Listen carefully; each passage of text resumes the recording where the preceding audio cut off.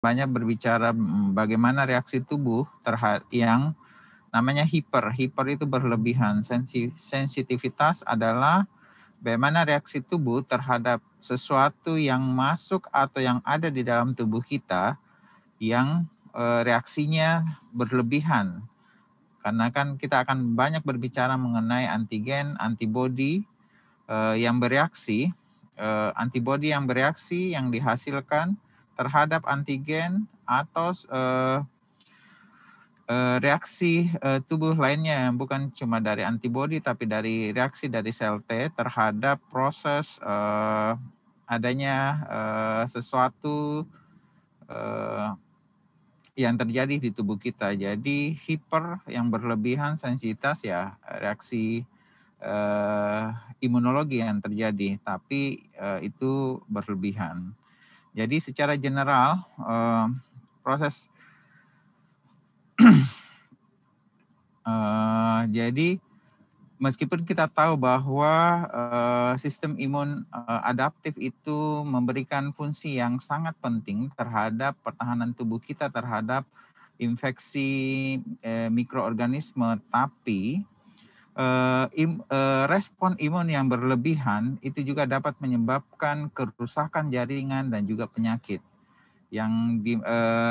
Adapun kerusakan atau gangguan yang disebabkan oleh reaksi yang berlebihan dari imun respon ini, yang inilah yang disebut hipersensitivitas, penyakit hipersensitivitas. Jadi secara general kita bagi dua. Ini ada proses, kan Anda sudah belajar dari pertemuan pertama sampai terakhir yang mengenai bagaimana reaksi tubuh terhadap dalam hal ini bagaimana reaksi T-cell atau B-cell dalam proses adaptive immunity. Tapi tentunya Anda sudah tahu bahwa ada proses yang sudah terjadi sebelum kejadian, sebelum kita berpindah ke adaptif. Ada yang disebut apa? Ada yang bisa jawab? Apa proses yang sebelum kita mengalih ke adaptif? Alvito? Tabe dok, innate imun dok tabe. Ya, innate imun yang Anda sudah tahu banyak proses yang di situ dari secara fisik atau kimiawi maupun secara apa lagi?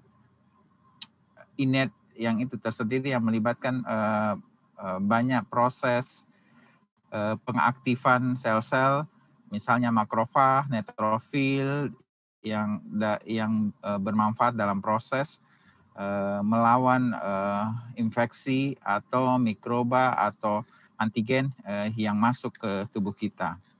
Jadi fungsinya dia secara normal sebagai pertahanan tubuh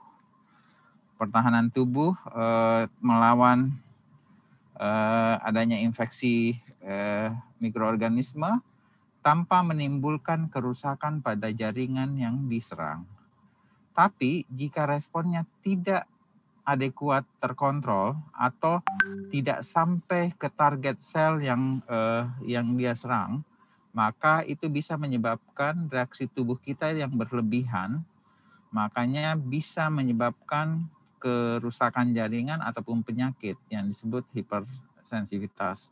Entah dalam bentuk reaksi terhadap antigen-antigen yang ada di lingkungan sekitar, terus yang melawan reaksi yang berlebihan terhadap mikroba yang sudah melengket pada sel di dalam host di tubuh kita, atau proses autoimun.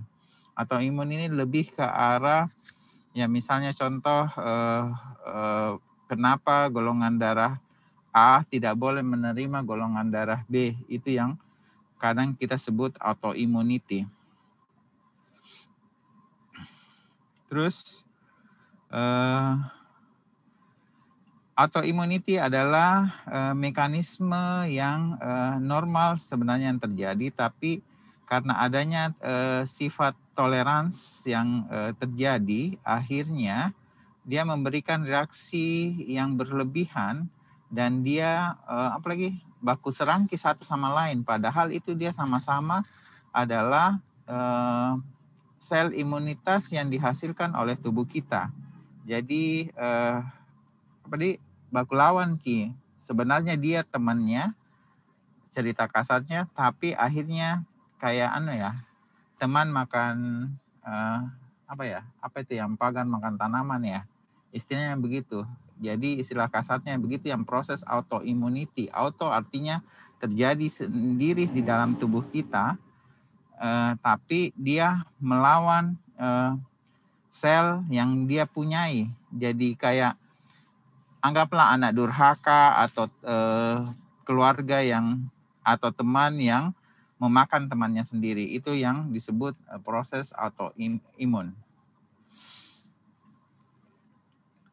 Terus bagaimana reaksinya terhadap mikroba?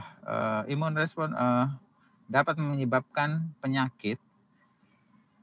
Respon imun yang dihasilkan dalam proses melawan antigen yang dihasilkan oleh mikroba dapat menyebabkan penyakit jika reaksinya terlalu berlebihan dan juga tidak secara persisten. Ada juga yang kalau melibatkan respon T-cell, dalam hal ini sel T, itu dapat menyebabkan inflamasi yang sangat berat. Kemudian, dan itu biasanya lebih kalau kita sudah berbicara proses respon tubuh terhadap, ketika kita banyak menyinggung atau mendengar reaksi sel T sudah berperan, itu artinya proses antibodi sudah tidak berjalan, tidak mampu kita lawan. Tapi akhirnya dia berlanjut ke T-cell, yang T-cell inilah yang reaksinya yang berlebihan, yang kadang kita sebut juga delay hipersensitivitas. Akhirnya dia bisa menyebabkan khususnya kita temukan pada penyakit-penyakit kronis. Terus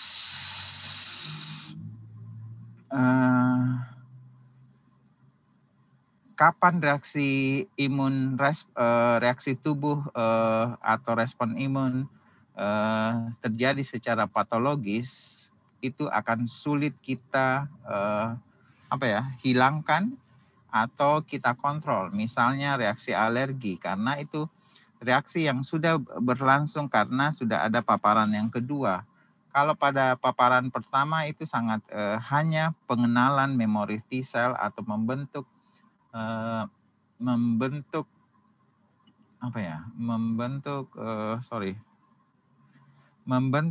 reseptor atau link yang sesuai dengan antigen spesifik tersebut. Jadi kadang kita sebut ada yang mungkin ada sudah pernah dengar yang kita sebut alergen spesifik IgE, artinya IgE-nya itu spesifik terhadap alergen yang dia kena pada proses pertama kali. Jadi hypersensitivitas disease tergantung dari tipe respon imunnya, kemudian apa yang bekerja terhadap mekanisme efektor terhadap kerusakan sel atau jaringan. Jadi sebenarnya sangat gampang itu mengenal hipersensitivitas 1, 2, 3, dan 4. Saya ini secara general saja. Kalau Anda mau mengenal 1, kita berharap sini Anda refer saja 1 itu ke huruf A, 2 tipe 2 itu ke huruf B. Jadi sini A, B, C, D. Kalau A, kita akan banyak berbicara mengenai penyakit-penyakit alergi, asma, sama alergi, anafilaktif, sama atopi. Jadi tipe 1 itu cara gampangnya ya, atau hipersensitivitas tipe pertama. Anda ingat saja A, B, C, D. Nyambung gitu maksudku, Anda mengerti yang saya maksud. Kalau cara gampangnya menghafal adalah hipersensitivitas tipe 1 itu kalau Anda kaitkan dengan A, huruf A. A itu kita akan banyak berbicara mengenai penyakit-penyakit alergi, anafilaktik, sama atopi. Kalau hipersensitivitas tipe 2, kita ingat saja B. Jadi ini 1A, 2B, 3C, 4D. Kenapa di sini saya katakan B? karena lebih banyak kita nanti akan banyak berbicara mengenai antibody mediated, antibody yang memediasi terjadi prosesnya tipe hipersensitivitas tersebut. Kemudian kalau tipe 3 atau tipe yang C itu nanti kita akan banyak berbicara imun kompleks. C-nya yang kau ingat. Jadi ini untuk tipe 3 itu imun kompleksnya Anda ingat. Kemudian kalau tipe D atau tipe 4, karena ini kadang juga kita sebut delay hipersensitivitas. Jadi ketika kita berbicara mengenai reaksi T-cell mediasi, artinya kalau tipe 4 ini Dek, karena sel T yang berperan dalam proses terjadinya hipersensitivitas di tipe ini, makanya dia disebut juga delay hipersensitivitas. Jadi sangat jelas Minto, tipe 1 atau A, kita akan banyak berbicara bagaimana proses alergi. Tipe 2 bagaimana B. Itu antibodinya, B-nya yang ingat. Bagaimana antibodi IgM, IgG berperan terhadap melawan antigen yang ada di permukaan sel. Kemudian kalau tipe C atau tipe 3, hipersensitivitas tipe 3, ingat C-nya imun kompleks. Kalau hipersensitivitas tipe 4, ingat D-nya, nama lainnya adalah delay hipersensitivitas karena lebih banyak melibatkan sel T dalam proses kejadian hipersensitivitasnya. Jadi ini sebelum saya masuk, ini hanya gambaran saja secara patologi imun mekanisme yang banyak berperan untuk tipe pertama IgE, untuk tipe kedua IgM dan IgG, tipe ketiga kita akan banyak berbicara mengenai Alhamdulillah. Tipe ketiga atau imun kompleks itu akan banyak berbicara mengenai complexity atau kumpulan-kumpulan ikatan antigen dan antibodi, dalam hal ini tetap antigen IgG atau IgM yang berperan. Kalau kita berbicara mengenai bagaimana patologi mekanisme dari patologi imunnya dari tipe 4, itu kita akan banyak berbicara mengenai T-cell. Nah, jadi 3 ini 1 sampai 3 kita akan banyak berbicara mengenai kemampuan antibodi entah IgE, IgM, IgG atau IgM, IgG untuk imun kompleksnya. Tapi ketika kita berbicara hipersensitivitas tipe 4, kita akan banyak berbicara mengenai kemampuan T-cell dalam proses ini. Terus ini bagaimana mekanismenya, nanti kita akan jelaskan satu persatu. Ini kalau tipe pertama, Dr. Wahyu ini sudah menjelaskan mengenai alergi enggak, Dek? Atau sudah ada yang menjelaskan atau belum? Siriwa? Dok. Sudah ada yang bahas gini? Ya, mengenai alergi. Oke. Oke, saya lanjut saja ya. Ya? Belum? Sudah, Dok. Oh, sudah ya. Jadi saya nanti akan banyak mengulang. Bagaimana mast cell, kalau tipe pertama bagaimana mast cell dan mediatornya akhirnya menyebabkan reaksi yang berlebihan karena adanya reaksi terhadap alergen terhadap mast cell, akhirnya dia melakukan degranulasi, akhirnya dia menyebabkan alergi. Kemudian tipe 2 kita akan banyak berbicara mengenai bagaimana akhirnya antibodi itu dia menyerang dari antigen yang sudah ada di permukaan dari sel. Kan Anda sudah tahu toh antigen itu antibodi hanya bisa bekerja di mana? Di dalam atau di luar sel? Siapa yang bisa jawab? Tapi Dok, Di luar sel, Dok. Di luar sel, Dok. Oke. Jadi ingat nah, di luar sel. Kalaupun antigennya sudah menyerang di apa lagi? selnya, meskipun dia sudah masuk, dia akan nanti mengekspresikan keluar sel dalam bentuk ini, antigen yang melengket di permukaan sel. Meskipun itu, karena memang antibodi hanya bisa bekerja di luar sel. Kalau antigennya sudah ada di dalam sel, tapi itu kemampuannya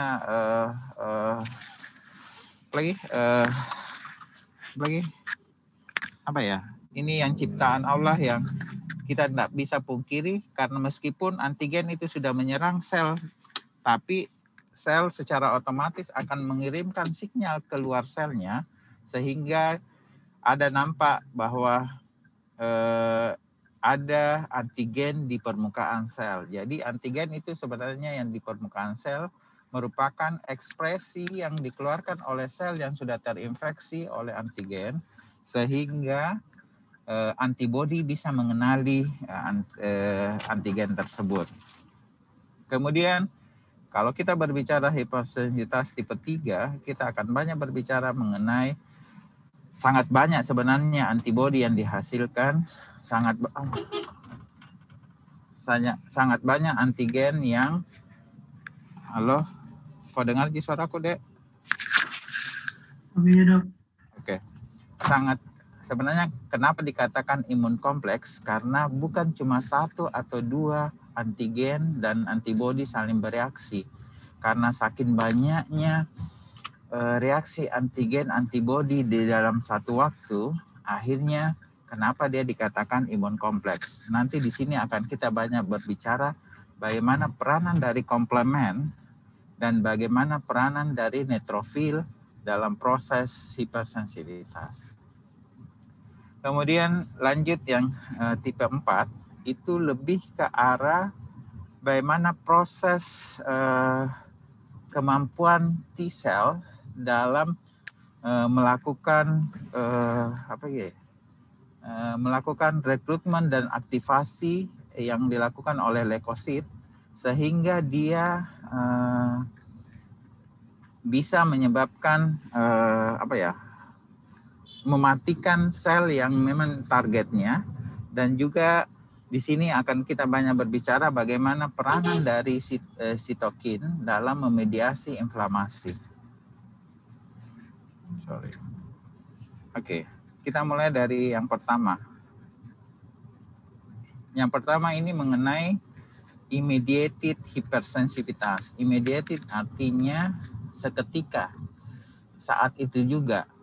Artinya dia reaksi cepat, hipersensitivitas tipe cepat. Kalau ada yang pernyataan yang kau baca atau di soal, yang manakah yang termaksud reaksi cepat? Yang dimaksud itu adalah hipersensitivitas tipe pertama atau immediated hypersensitivitas. Ini lebih disebabkan oleh peranan dari imunoglobulin E dan mast cell dalam proses pengaktifasian oleh T helper 2. Jadi reaksi alergi itu banyak diperankan juga oleh peranan dari T helper 2 ketika ada alergen masuk. Mungkin ada di gambar selanjutnya. Jadi ini yang sebenarnya yang terjadi pada proses hipersensitivitas tipe pertama. Ada alergen, maka B-cell akan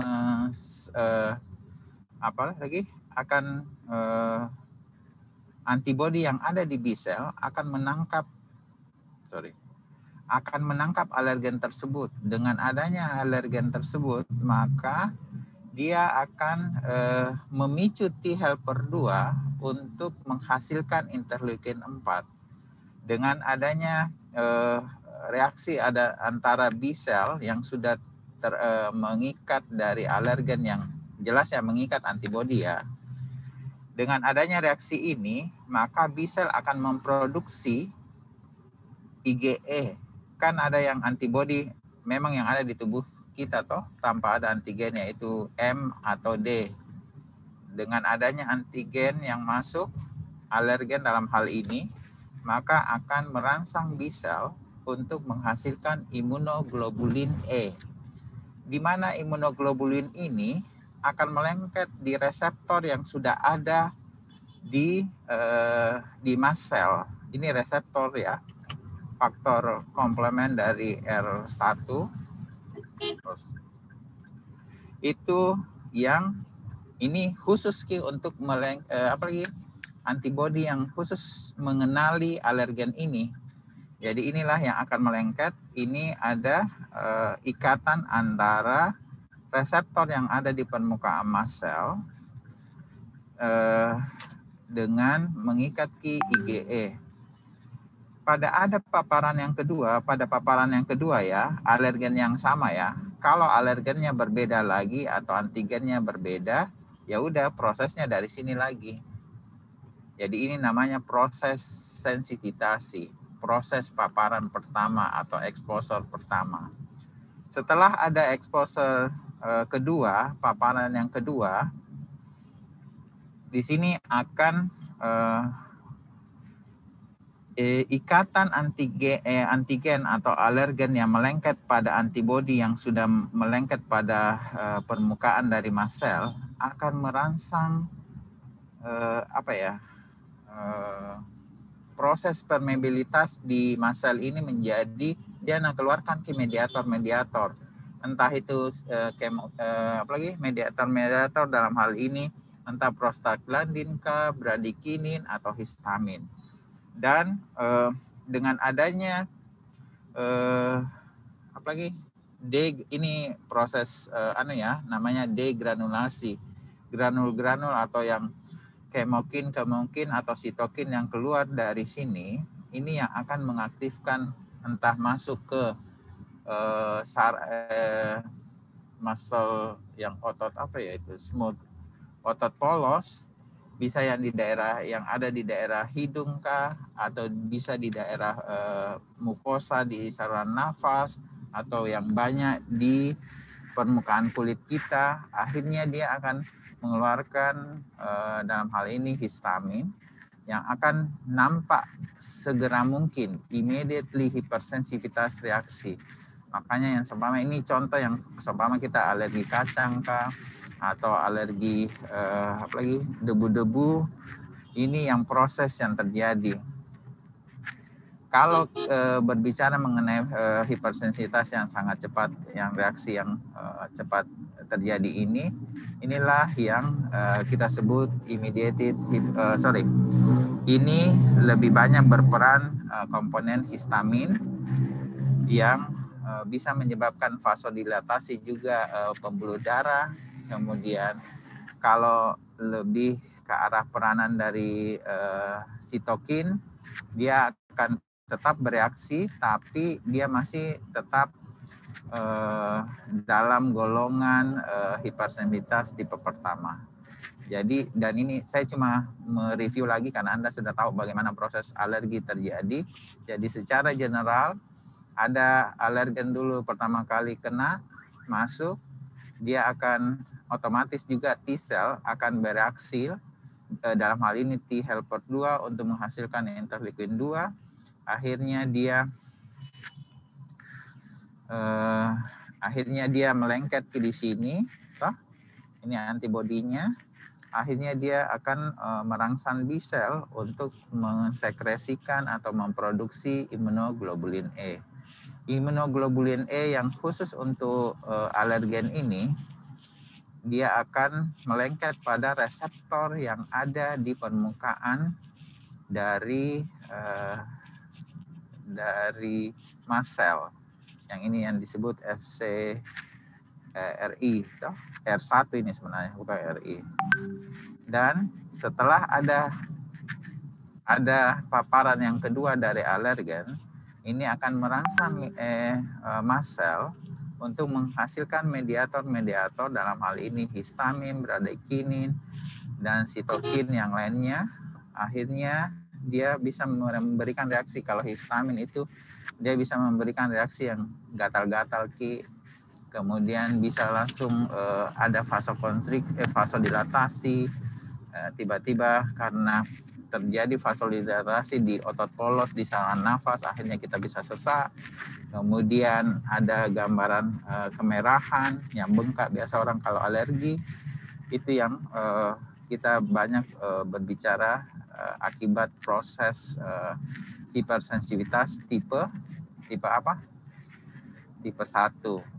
Entah itu atopi, alergi, atau anafilaktik. Yang ada orang karena vasodilatasi, karena sekresi yang terlalu banyak di saluran pernafasan, akhirnya orang sesak nafas. Ada yang reaksi obat itu yang biasa kalau disuntik sesuatu yang komen tidak cocok, bisa-bisa anafilaktik. Jadi ya itu yang prosesnya yang sangat cepat. Lanjut, kita berpindah bagaimana antibody mediated hypersensitivity atau hipersensitivitas tipe pertama, tipe kedua yang saya bilang yang tadi, ingat kalau saya yang kedua itu B, kan huruf B yang kedua toh. Jadi ini akan lebih banyak bagaimana peranan IgG dan IgM menyebabkan kerusakan jaringan akibat aktivasi dari komplement atau perekrutan sel-sel inflamasi, dalam hal ini peranan dari neutrofil, dan juga bagaimana fungsi dari sel itu terganggu akibat peranan dari akibat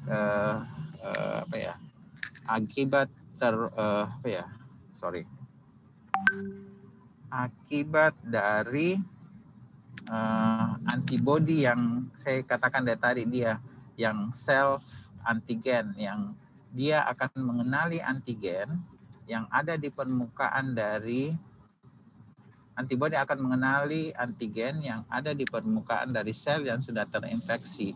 Di sini akan kita banyak berbicara mengenai bagaimana itu ADCC, antibody dependent cell cytotoxicity. Jadi antibody ini akan menyerang sel, kalau sel cytotoxicity itu, cyto itu artinya sel, toksik artinya beracun, artinya sel yang sudah terinfeksi oleh antigen. Jadi antibody ini spesifik untuk antigen yang berasal dari yang berada di permukaan dari sel atau matriks yang sekitaran dari ekstraseluler. Jadi antigennya ini ada di dalam tubuh kita, tapi beredar entah di luar sel atau di permukaan sel. Terus kalau yang tipe pertama itu antigennya itu berasal dari luar yang masuk ke tubuh kita. Tapi kalau kita berbicara hipersensitivitas tipe kedua, itu yang saya bilang dari tadi autoimmunity, itu lebih ke arah antigen yang sudah ada di dalam tubuh kita, tapi beredar di ekstraseluler atau di permukaan dari sel yang sudah terinfeksi.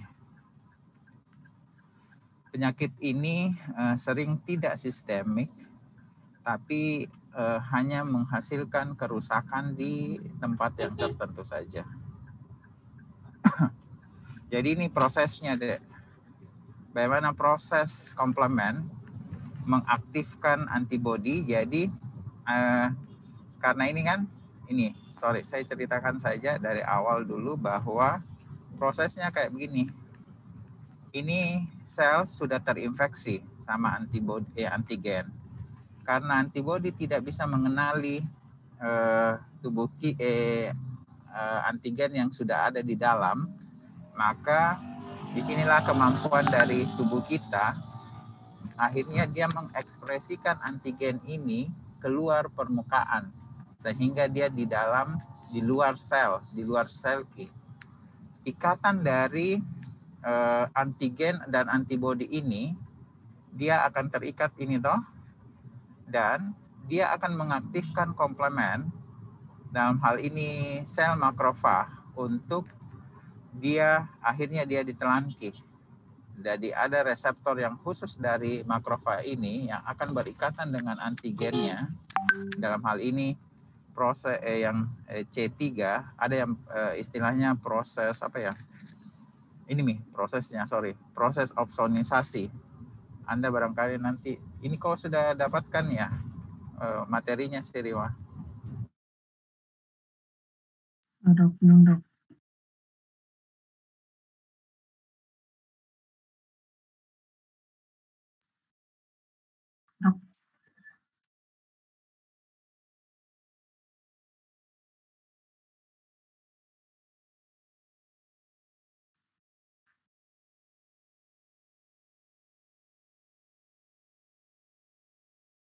Jadi proses yang tipe 2 itu proses opsonisasi antigen yang ada di surface ini yang akan mengaktifkan komplement sehingga komplement ini akan terikat dengan makrofag yang memiliki reseptor antigen sama antigen. Proses memakan ini mikroorganisme. Jadi inilah yang terjadi dalam proses yang ITP, apalagi kepanjangannya itu ITP, idiopathic thrombocytopenic purpura atau anemia hemolitik apa ya ini yang A-nya, sama yang proses hemolisis dalam proses transfusi. Terus proses yang lain lagi ada juga yang proses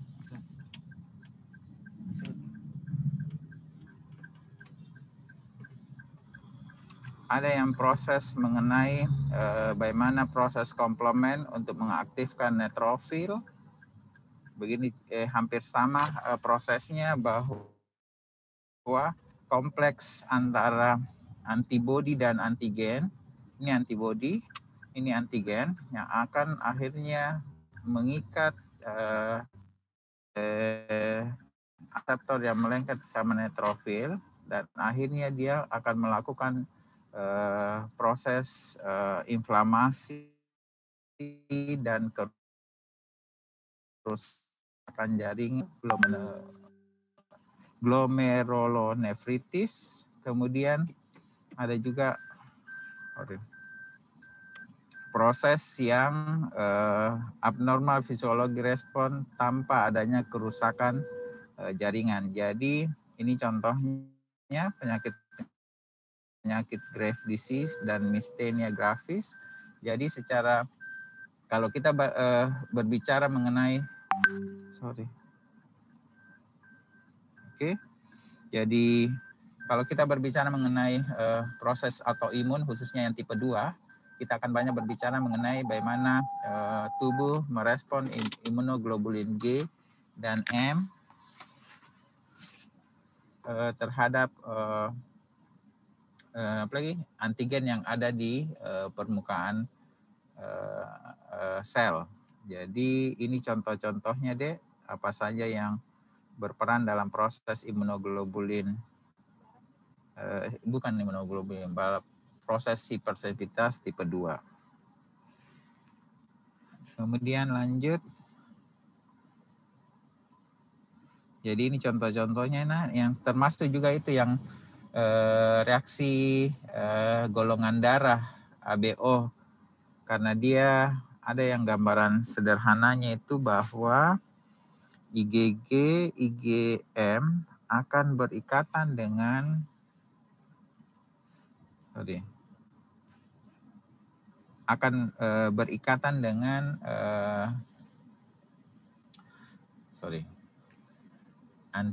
IgM dan IgG akan berikatan dengan antigen yang ada di surface antigen, yang akhirnya dia akan, dalam hal ini kita banyak berbicara mengenai sel cytotoxicity, sel yang sudah terinfeksi oleh antigen. Karena adanya itu, dia akan mengaktifkan yang proses tadi yang saya sebut, yang ADCC. Dia akan merangsang makrofag, akhirnya dia akan melengket Ki kalau antigennya sudah antibodinya sudah mengikat antigennya, selama antibodi tidak mengikat antigen, tidak akan ada proses fagositosis atau proses inflamasi yang terjadi. Oke. Terus ini mengenai imun kompleks mediated, ini lebih ke arah yang saya katakan, kenapa dikatakan imun kompleks, karena reaksi tubuh yang sudah bukan berbicara antara satu antibodi dengan satu antigen, tapi lebih banyak berbicara pokoknya banyak, akhirnya dia disebut satu kompleks reaksi antigen antibodinya, dan dia terdeposit atau terakumulasi di pembuluh darah. Misalnya di pembuluh darah, lebih banyak di pembuluh darah, dan akhirnya dia bisa menyebabkan kerusakan jaringan. Itu biasanya pada penyakit-penyakit yang apalagi yang lupus sama yang ada ginjal. Di kantong kecil loh. Oke, itu hanya pengantar saja. Jadi ini bagaimana proses imun kompleks, akhirnya dia kenapa kalau di imun kompleks kita akan berbicara bagaimana kemampuan komplement dan bagaimana proses neutrofil, akhirnya dia menyebabkan inflamasi, khususnya yang kalau kita banyak berbicara mengenai vaskulitis, kita akan banyak berbicara bagaimana mekanisme hipersensitivitas tipe 3. Jadi ini salah satu contohnya bagaimana imun kompleks ini, jadi bukan yang saya sampaikan tadi, bukan satu atau dua, tapi banyak. Jadi ini antigennya, ini antibodinya, akhirnya dia apalagi berakumulasi atau tinggal di sini, akhirnya dia menyebabkan inflamasi di sel. Dengan adanya ikatan ini akan nanti terikat akan merangsang pengeluaran dari neutrofil, akhirnya neutrofil mengeluarkan zat-zat yang akhirnya menyebabkan penyakit vaskulitis. Ini sebagai contoh. Jadi ini sebagai contoh penyakit-penyakit yang menyebabkan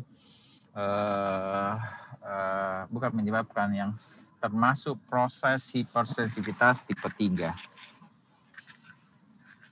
Jadi contohnya lupus, poliartritis nodosa. Ini poliartritis nodosa yaitu penyakit vaskulitis, ada gangguan di daerah glomerulus, daerah ginjal disebut nefritis, dan daerah-daerah yang penyakit-penyakit imun yang banyak menyerang di sistem persendian. Itu bisa artritis, dalam hal ini penyakitnya serum sickness. Kemudian yang terakhir mengenai T-cell mediated atau D yang tipe 4, D itu delay hipersensitivitas. Ini disebabkan akibat reaksi dari T-cell atau limfosit T yang menginduksi atau merangsang inflamasi atau langsung membunuh target sel yang memang sudah terinfeksi oleh mikroorganisme atau ada gangguan di dalam selnya yang terinfeksi atau mengalami gangguan.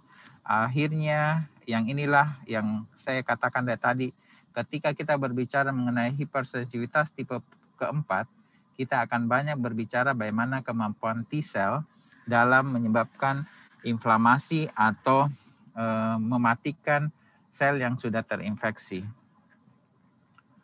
Jadi sangat banyak penyakit hipersensitivitas yang disebabkan oleh aktivasi atau T helper 1 atau T helper 17 atau semua komponen atau beberapa komponen dari T cell. Jadi ingat saja Dek, yang dari tadi yang saya ulang lagi 1 sampai 3 kita akan banyak berbicara bagaimana antibodi berperan. Kalau tipe 4 kita akan banyak berbicara apalagi peranan dari T-cell. Kenapa dikatakan delay hipersensitivitas? Karena proses ini memakan waktu yang cukup lama, akhirnya nampak dalam proses penampakan klinis, akhirnya kerusakan jaringan atau inflamasi itu baru nampak. Makanya dia dikatakan delay hipersensitivitas. Dan juga yang saya sudah ingatkan kemarin bahwa kita main logika, karena T-cell itu kan proses kalau masuk T-cell atau adaptive immunity atau berperan T-cell karena proses dari innate yang awal sekali belum masuk seluler ya, itu sudah kalah. B-cell yang awal-awal juga sudah kalah, akhirnya baru ke T. Jadi itu kan membutuhkan proses waktu yang lama. Tidak serta-merta langsung ke proses berperan ke T-cell. Jadi tidak ada adaptif kalau belum ada innate-nya.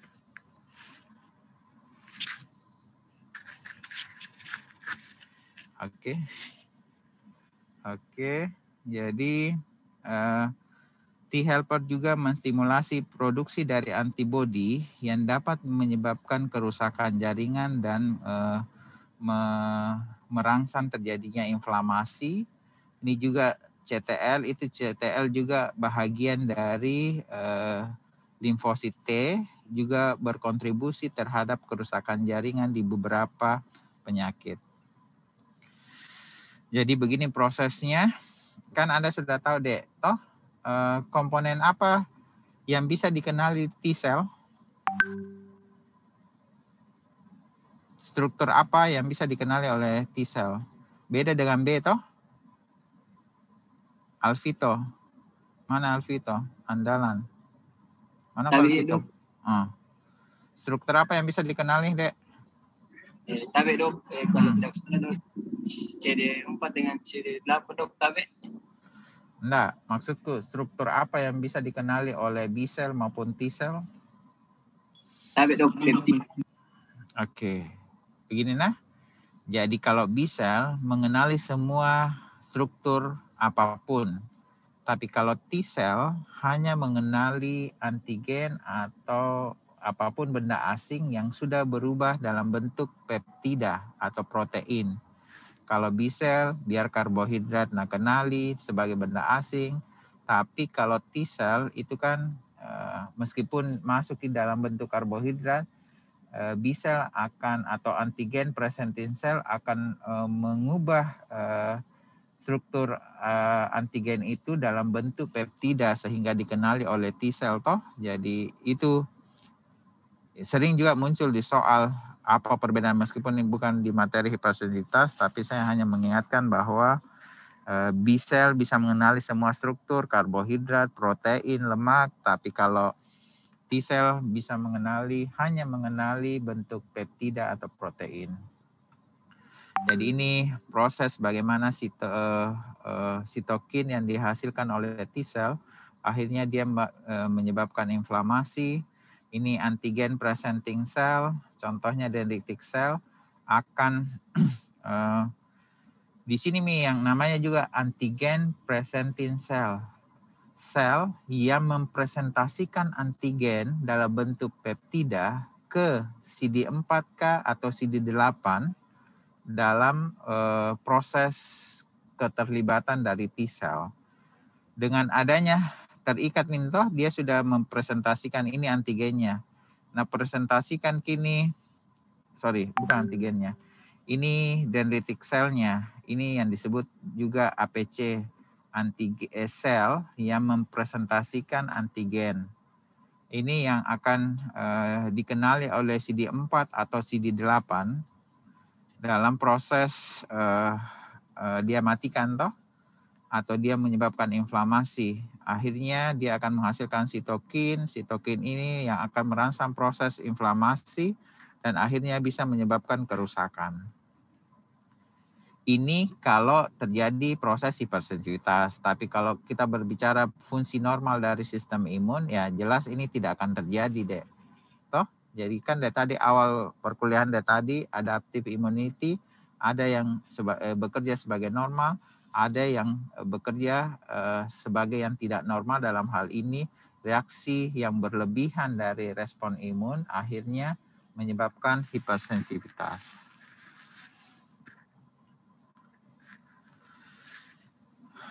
Oke, ini contoh penyakit-penyakit yang masuk dari golongan delay hipersensitivitas, rheumatoid arthritis, multiple sclerosis, autoimmune myocarditis, ini IBD, inflammatory bowel disease, ini yang banyak di daerah saluran pencernaan kita.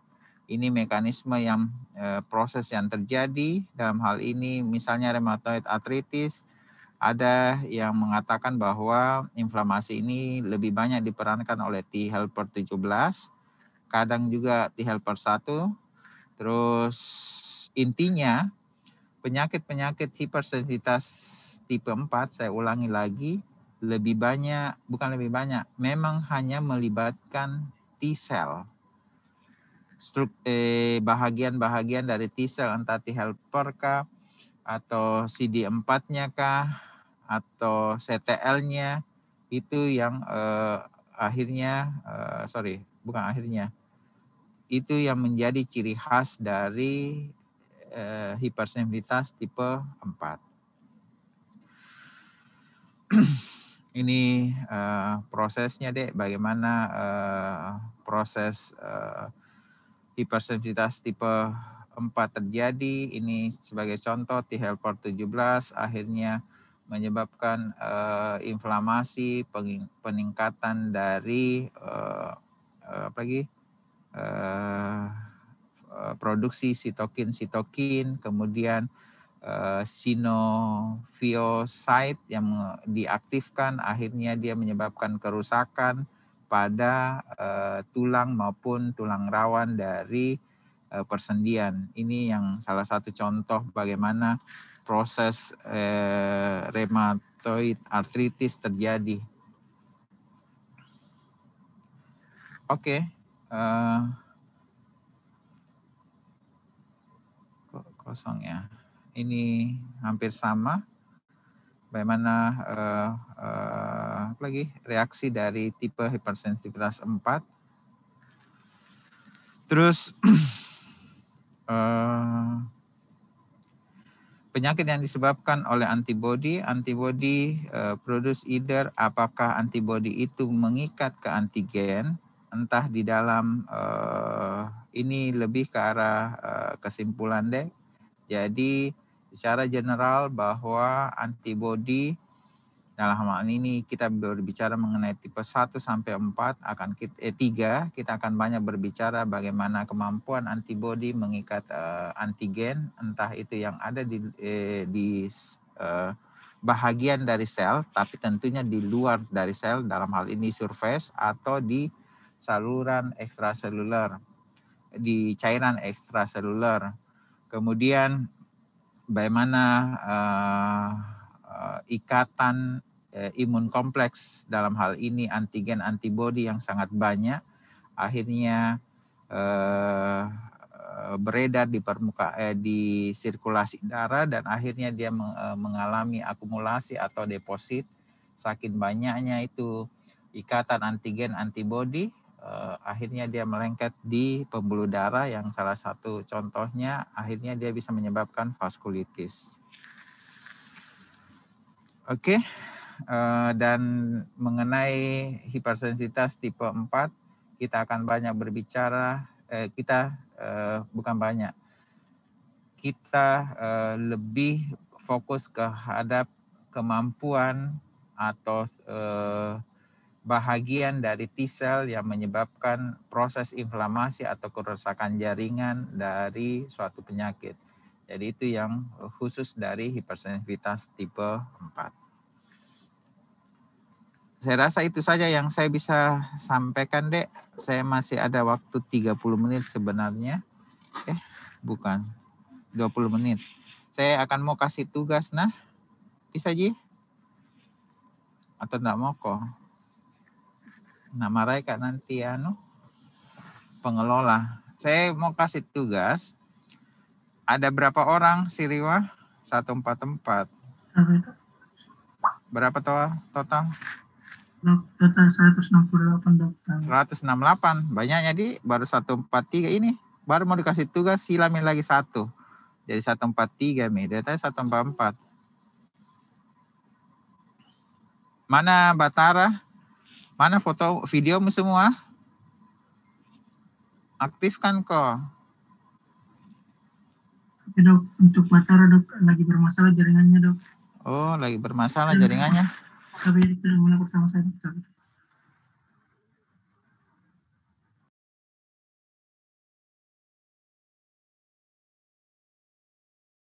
Sama turun. Oke, saya kasih tugas ya, tapi yang hadir ya 142 ya ini. Kok bisa deteksi gitu? Screenshot. Anu ke dulu. Saya foto di Ciriwa, foto ke dulu semua. Absennya. Tapi dok, Foto ke dulu. Turun dulu. Ya.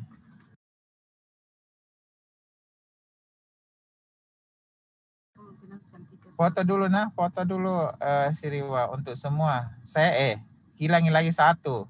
Jadi sisa 4141 biar kok. Naik lagi 144. Foto dulu Siriwa. tapi dok,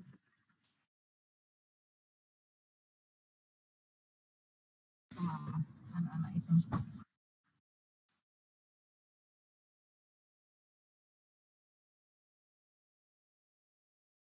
sudah dok. Jiwa berapa kali kau foto? Tapi dok, 3 kali dok, 3 slide dok. Masa 3 slide? Saya 8. Besar komputermu itu. Tapi iya dok. 40 inci.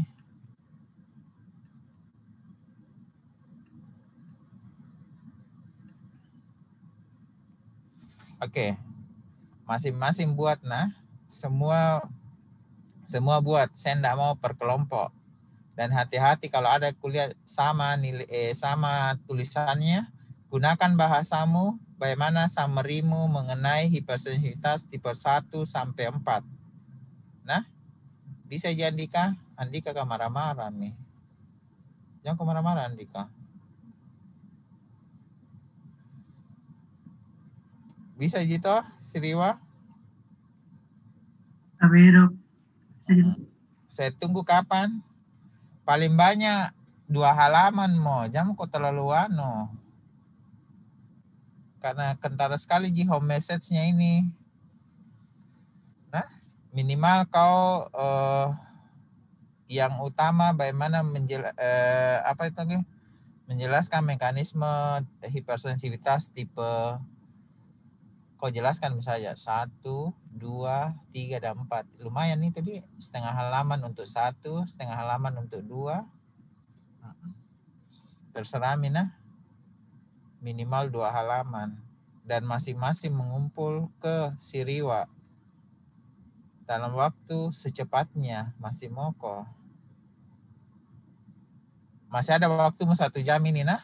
Jadi Jiwa sebentar, jam berapa ke kuliah? Jam 1 toh? Tapi jam 1 dok. Masih ada waktumu di sini 1 jam. Jam 12 saya terima nah, Jiwa. Jam aku dikumpul di kau deh. Saya kirim aku jam aku deh kirim emailku full nanti. Ya biar mikirin di emailku. Tapi bagaimana saya tahu yang ini yang hadir, Jiwa? 153 tidak terima mak. 144 tadi nah tidak mentong. Jangan kau kasih masuk. Jiwa kirimkan fotonya. Nah. Tapi iya dok. Jiwa, kau tahu nomorku? Tapi iya dok. Tapi iya dok.